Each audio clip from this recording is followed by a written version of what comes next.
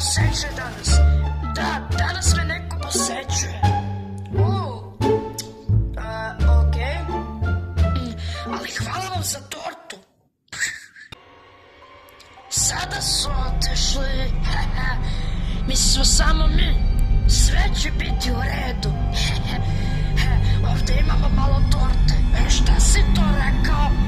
Ne možeš jesti? To je baš loše.